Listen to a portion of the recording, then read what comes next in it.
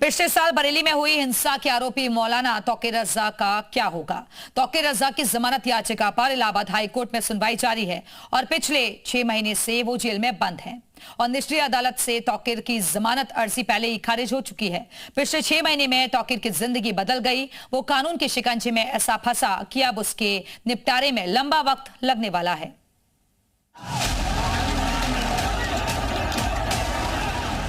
UP के बरेली में 26 सितंबर 2025 की यह घटना याद होगी आपको। जुमे के दिन बरेली में जिसकी आशंका थी वही हुआ। जुमे की नमाज के बाद बरेली की मस्जिद से भाईजानों की भीड़ निकली और शहर आई लव मोहम्मद के नारों से गूंज उठा। लेकिन पुलिस की जांच में पता चला है कि बरेली में यह सब अचानक नहीं हुआ। इसकी स्क्रिप्ट पहले ही लिखी जा चुकी थी। लिहाजा बरेली पहले से छावनी में तब्दील थी। जुमे की नमाज के बाद से जैसे ही भीड़ सड़क पर निकली, पुलिस चौकन्ना हो गई। नौमलहा मस्जिद के बाहर भी सैकड़ों लोग जुट गए। लोगों ने नारेबाजी करते हुए प्रदर्शन किया। दरअसल बरेली में 26 सितंबर को जो कुछ हुआ उसके पीछे इत्तेहाद मिल्लत काउंसिल यानी IMC के अध्यक्ष मौलाना तौकीर रजा की एक अपील थी। मौलाना तौकीर रजा ने ही मुसलमानों से इस्लामिक ग्राउंड में प्रदर्शन करने की अपील की थी। तौकीर रजा के कहे मुताबिक जुमे की नमाज के बाद भीड़ सड़क पर उतर कर आई और जबरन इस्लामिया मैदान में जाने की जिद पर अड़ गई। पुलिस ने रोक लिया। इस पर भीड़ ने धार्मिक नारे लगाए। थोड़ी देर में पथराव भी शुरू हो गया।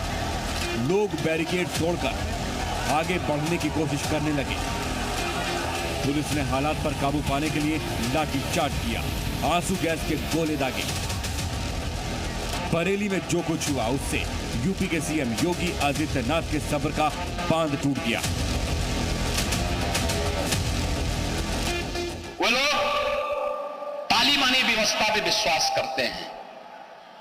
वे लोग आज भी दारुल इस्लाम में विश्वास करते हैं। आज भी मैं उनसे कहना चाहता हूं कि तालिबानी व्यवस्था और यह दारुल इस्लाम की उनकी मंशा उनको जन्नत में भी पूरी नहीं होने वाली है। जहन्नुम में उससे पहले उनको जाना पड़ेगा। भूल गए लोग, ये नया उत्तर प्रदेश है, नया भारत का उत्तर प्रदेश। बरेली में जो हिंसा हुई उसकी जांच की आज सीधे तौकीर रजा तक पहुंची।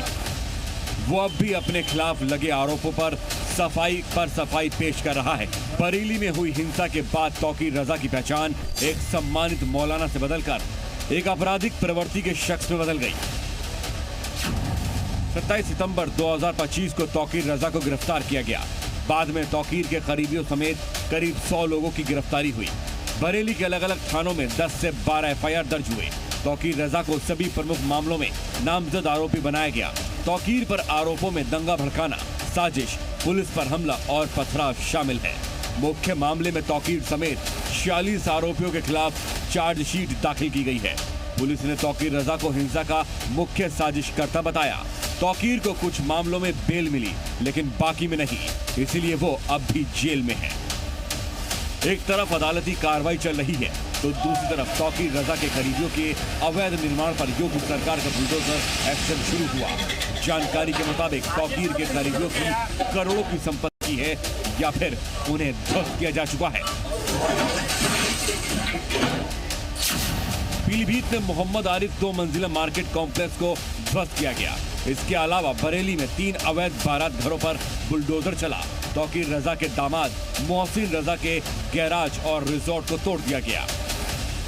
योगी कई बार सार्वजनिक मंच से कह चुके हैं कि अतिक्रमण और अवैध निर्माण को यूपी में बर्दाश्त नहीं किया जाएगा।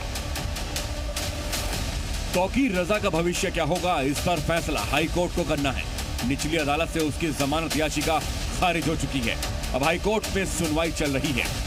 उसके गुनाहों की लिस्ट इतनी लंबी है कि हिसाब करने में भी वक्त लगेगा। Bureau report, C media.